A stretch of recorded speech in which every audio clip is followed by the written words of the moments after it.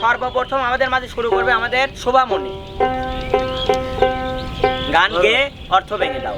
হেলাই হেলাই দিন বয়ে যায়, হেলাই হেলাই দিন বয়ে যায়, ধীরে নীল চলে। আর কি হবে আমার মানব জনম, বসবো সাধু মেলে, বসবো সাধু মেলে। এখানে উস্তাদ, আসলে আমরা যারা মানুষ আছি, ধরেন আমাদের কথাই আমরা খেলাই খেলাই কিন্তু আমরা গান গেয়ে যাচ্ছি, এটা করতেছি, খেলতেছি, শপিং করতেছি, ঘুরতেছি, বেড়াচ্ছি, এগুলা করতে কিন্তু আমাদের দিন বয়ে যাচ্ছে। কিন্তু আল্লাহ যে আমাদের পৃথিবীতে পাঠাইছে আল্লাহর ইবাদতের জন্য, এইগুলো আমরা কেউই করতেছি না। আমরা বুঝতেছি এখন আমাদের দিন যেভাবে যাচ্ছে এখন সুন্দর কাটলেই হবে, কিন্তু পরকালের জন্য যে আমাদের কিছু করতে হবে, পরকালটাকেও এইভাবে সুন্দর করতে হবে, এই জিনিসটা কিন্তু কারোর মাথায় নাই। আসলে কত কত লক্ষ জনি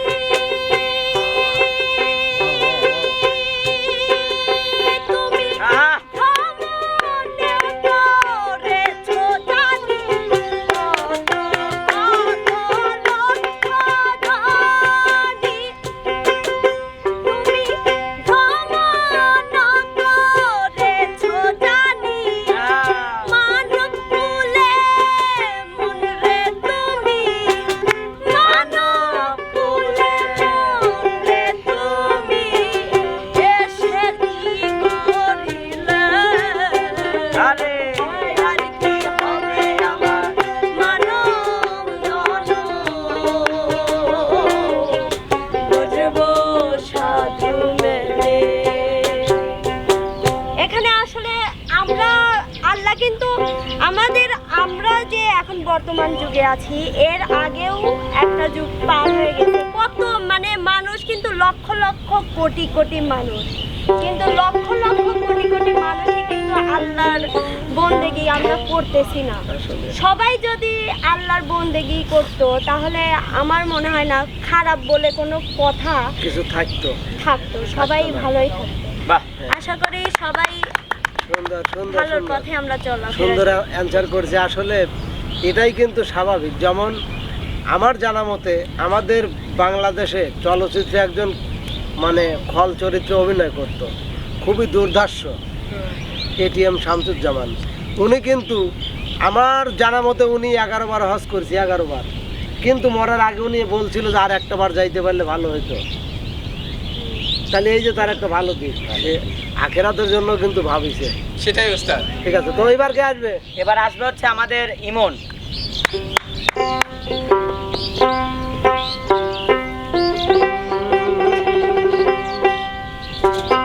প্রাণ পাখি উড়ে যাবে পিঞ্জরা ছেড়ে,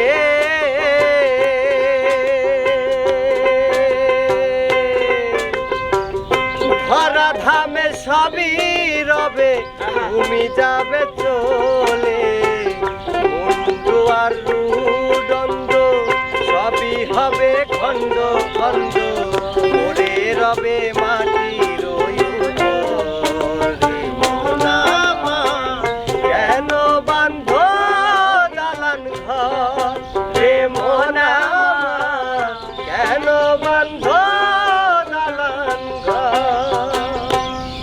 আসলে উস্তাদ, এই যে প্রাণ পাখি উড়ে যাবে পিঞ্জরে ছেড়ে, প্রাণ পাখি বলতে যে এই যে উড়ে বেড়ায় এই পাখি না, মানব দেহে মানুষের মধ্যে যে প্রাণ, আর যে পিঞ্জরা বলতে পাখির খাঁচা না, এটা হচ্ছে আমাদের এই যে শরীর, মানব দেহের খাঁচা। যদিও গানের এক লাইনে আমি ভুল করে ফেলছি, আর এক লাইনের অন্তর এই লাইনে নিয়ে আসছি, তারপরে কথাটা বলে নেই।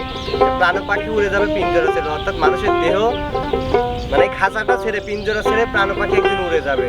এই ধরা দামে সবই রবে, তুমি যাবে চলে, বাড়ি গাড়ি সবকিছুই কিন্তু দুনিয়ার উপরে রয়ে যাবে। এই যে মানুষটা, এই যে খাঁচাটা, এটাও কিন্তু একদিন মাটির তলে চলে যাবে। এই জন্য বলছে কেন বান্ধব দালান ঘর, একদিন মাটির ভিতরে, অর্থাৎ আমরা যতই দালান কোঠা জায়গা জমি যাই করি না কেন, শেষ ডাকটা দিলে অর্থাৎ আল্লাহ ঘুরে উড়াই দিছে, নাটাইটা রাখছে, যখন নাটাইটা টান দিবে সবকিছু ফেলাই কিন্তু সেই মাটির তলায় চলে যাইতে হবে। তো গানটা আর কি এই বিষয়ে বুঝাইছে, আমার ছোট্ট জ্ঞানে যতটুকু বুঝছি ততটুকু বোঝানোর চেষ্টা সুন্দর করি। সুন্দর।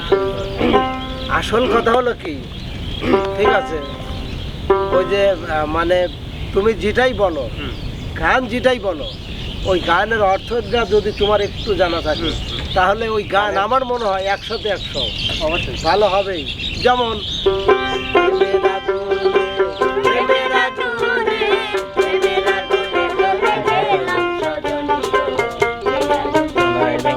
এই যে একটা গান, তাই না, প্রেম শব্দ দিয়ে একটা গান, এই গানের যদি আমি অর্থ বুঝি তাহলে গান 100-তে 100 ভালো হতেই হবে। রাইট উস্তাদ। আর গানের যদি অ্যান্সার না বুঝে গান গাজা সে গান ভালো হওয়ার। সবাই এক কান উস্তাদের জন্য জোরে করো তালি। আচ্ছা, এবার কে আসবে? ওস্তাদ এবার যাবে হচ্ছে আমাদের মনির। মনির, চলে আসো, সামনে চলে আসো। ছয় রব্বানা এই দুনিয়ায় পাঠায়া কেন থাকতে দিবানা, ছয় রব্বানা এই দুনিয়ায় পাঠায়া কেন থাকতে দিবানা। আসলে আমরা দিন শেষে একটা কথাই বলি বা দিন শেষে একটা কথায় যখন একা একা নিরলয় থাকি তখন চিন্তা করি আমাদের যে সৃষ্টি করেছে সে আমার রব। পৃথিবীতে আমরা আসছি, আমরা কিন্তু যাইতে চাই না, আবার আসতেও চাই না। তো এই যে পৃথিবীতে রব আমাদেরকে পাঠাইছে, এই দুনিয়া আমাদের পাঠাইয়া কেন তিনি থাকতে দিবে না, এই জন্য এই গানটা নিয়ে কথা, এখানে গানের কথাগুলো বলা হয়েছে। ওরে ঘরে দিলা, সংসার দিলা, অনন্ত বাসনা দিলা, ভোলা থাকতে হবে। আয়ু দিলা না। আসলে দেখেন, এই যে ঘর দিছে মানুষের জীবন চলার জন্য, মানসিক জীবনে মানুষ সুখে থাকার জন্য একটা সংসার দিছে, সংসারে পরিবার পরিজন অনেক মানুষ দিছে। তো যেভাবে মানুষ পৃথিবীর বুকে আসছে এই সবুজ শ্যামল প্রাকৃতিক পরিবেশে, এই জায়গায় আসলে আর মানুষ এই সুন্দর পৃথিবী ছেড়ে যেতে চায় না। তাই বলেছে ঘর দিলা, সংসার দিলা, অনন্ত বাসনা দিলা, জনম ভরে থাকতে হবে, আয়ু কেন দিলা না। সেই রব্বানা এই দুনিয়ায় পাঠায়া কেন থাকতে দিবানা, সেই রব্বানা এই দুনিয়ায় পাঠায়া কেন থাকতে দিবানা। মনির, বিষয়টা এইরকম, ধরো এই যে তোমাকে দুনিয়ায় পাঠাইছে, হ্যাঁ তুমি এইটুকুন দেখেই এত মুগ্ধ, হ্যাঁ। তাহলে এবার এটা তো ভাবো, অবশ্যই উস্তাদ। এবার ভাবো যে পরবারে একটা হ্যাঁ, ভালো জায়গা পরপারে যে আছে, জায়গা সেই জায়গাটা আছে, আল্লাহ কি দিয়ে তৈরি হাজার করে হাজার রাখছে। কোটি কোটি গুণ এর থেকেও সুন্দর। তাহলে কিন্তু মানুষ এই পৃথিবী ছাড়ি, রঙিন পৃথিবী ছাড়ি যাবে। সেটাই এবার আসবে আমাদের মাঝে কিনা বিপ্লব। রিয়ামণি। বিপ্লব আসো, না, ছেলে 3টা আছে, রিয়ামনের পরে আমি যাচ্ছি ওস্তাদ। আচ্ছা আসো। উস্তাদ আমি সুন্দর করে ভাঙিয়ে বলি। হ্যাঁ,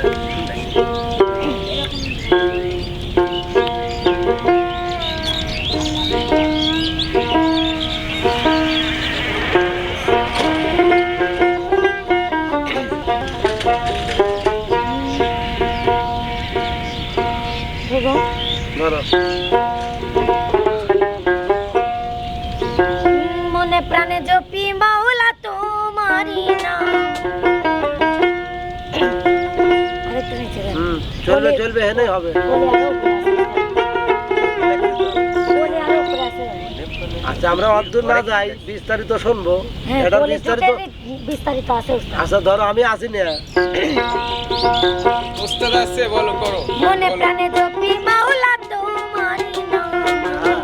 মনে প্রাণে জপি প্রভু তোমারি নাম। তুমি মালিক মৌলা আমি গোলাম। তুমি মালিক মৌলা আমি গোলাম। আসলে আল্লাহকে একটা বান্দা, ধরেন আমি নিজেই বলতেছি, আল্লাহ এই এত যে তোমাকে, মানে তোমারই নাম সবসময় জপি, মানে তুমি আমার সব, কিন্তু আমি তোমার গোলামের গোলাম। মানে আমি তোমার পায়ের তলে থাকতে পারলেও আমার শান্তি। তোমার একটা চারার যদি একটু দর্শন পেতাম তাও আমার শান্তি।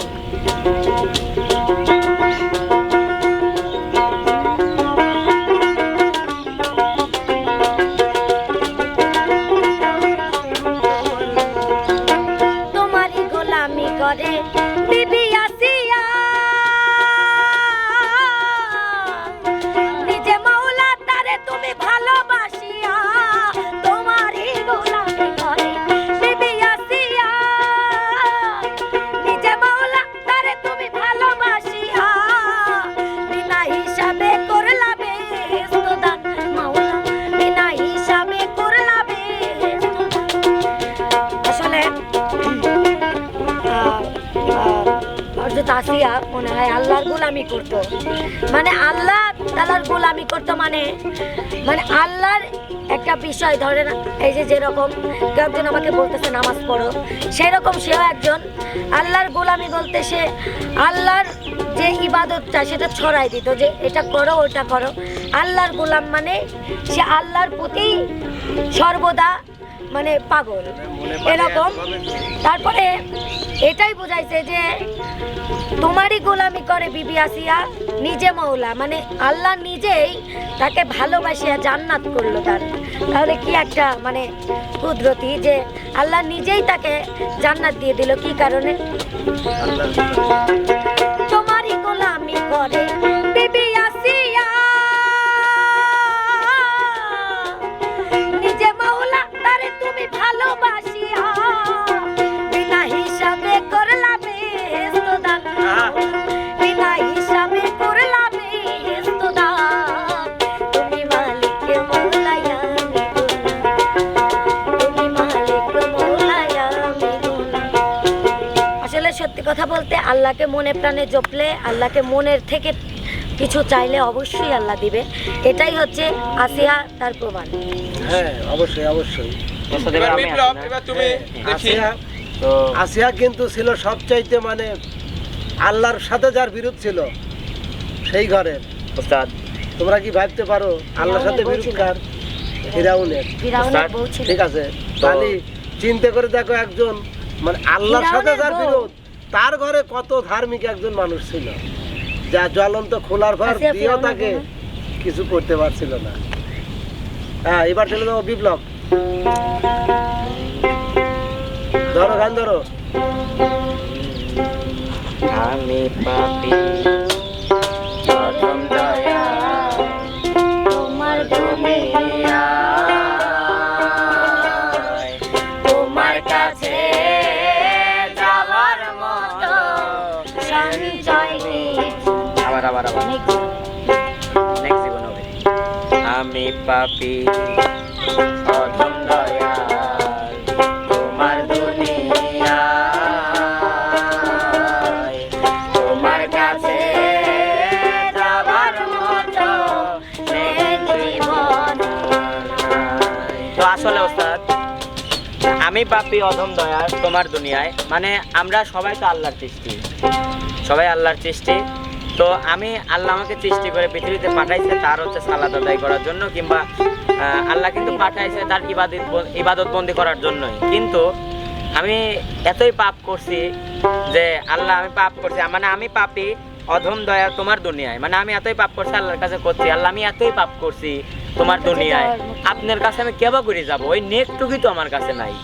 জীবন গেল ভোগ বিলাসে, আনন্দ আরাতে, তোমার কাছে যাবার মতো সঞ্চয় কিছু না।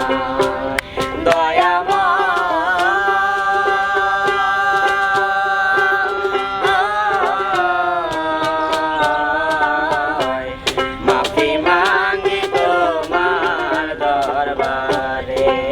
তো ওস্তাদ, আমরা এই পৃথিবীতে আসি আল্লাহ আমাদের সৃষ্টি করছে এই জন্য। হ্যাঁ হ্যাঁ, কি সেটাই। বেশি কথা শেষ হচ্ছে। তো আমরা এই পৃথিবীতে আসছি হচ্ছে আল্লাহর সৃষ্টি হিসেবে, মানে আল্লাহ আমাদের সৃষ্টি করছে তেবেই আসছি। কিন্তু আল্লাহ আমরা আসছি হচ্ছে আল্লাহর ইবাদত করার জন্য, কিন্তু তা না করে ওস্তাদ আমরা হাসি মুখে গান বাজনা করতেছি, অন্য কিছু করতেছি, আড্ডা করতেছি, কিংবা সব কিছু চালু আছে, কিন্তু আমরা যে কারণে আসছি সেটা কিন্তু করতেছি না। আমাদের হ্যাঁ কাছে করতেছে সবাই, অনেকেই করতেছে, কিন্তু অনেকেই করতেছে না। তো এই জন্যই বলছে যে ওই যে আনন্দ আর আড্ডালাতে, মানে আমরা সবটাই মজা আছি কিন্তু আল্লাহর ইবাদত কেউ করতেছি না। এই জন্যই বলছে আল্লাহ তোমার আল্লাহ যে আমাকে সৃষ্টি করছে, আল্লাহ তোমার কাছে আমি কেবা করে যাবো এখন, কাছেই বলি। আমার কাছে তো কিছুই নাই, কোনো সঞ্চয়ই নাই যে তোমার কাছে আমি এইটা হিসেবে যাব যে আল্লাহ আমি তোমার জন্য এইটুকু করছি। কোনো ইবাদতই করি না। তো যাই হোক প্রিয় দর্শক, আসলে ধারাটা ছিল হলো মানে অর্থ বোঝা। ওরা যে গানগুলো বললো আসলে অর্থগুলো খুবই বড় বড়, খুব ভারী ভারী। ঠিক আছে, অর্থ বলতে কি, তুমি একটা ভালো গানের অর্থ যদি বিশ্লেষণ করো, আবার ধরো একটা গান আছে